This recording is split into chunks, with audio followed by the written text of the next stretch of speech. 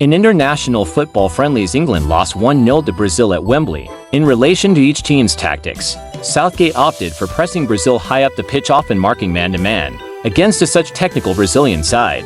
This approach only worked for a while until Brazilian manager tweaked his formation. When Brazil didn't have the ball, they had the players in the midfield pivot, and when they regained possession, they would play the ball over the top. These allowed Brazil to exploit the fact that when England pressed high, the defense left lots of space behind for the pacey Brazilian attackers to run into. Brazil aimed to exploit Harry Maguire's lack of recovery pace in central defense. On the other hand, this was Brazil's first match under their new manager Dorival Jr. They came to Wembley with a game plan.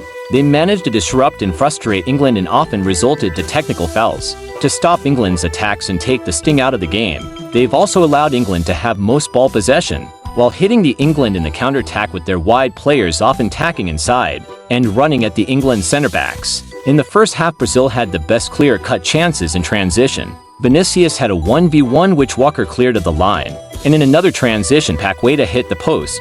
To make things worse, England then lost their fastest defender and match captain Carl Walker through injury. Perhaps in the second half, Southgate should have changed his game plan, but he didn't. England continued to maintain possession while not creating any clear-cut chances. Then Brazil's opportunity came. Another transition followed by a ball over the top of England's defense fell to Vinicius Jr. His effort was initially saved, but on the rebound, the 17-year-old substitute, Endrick, scored his first goal for Brazil and got a 1-0 victory for his country. What have we learned from England's defeat against Brazil? Firstly, England's main issue is in central defense. Secondly, Maguire needs to be dropped. Tomori and Branthwaite are some of potential suitable options to partner Stones in defense. Thirdly, the lack of balance in the midfield.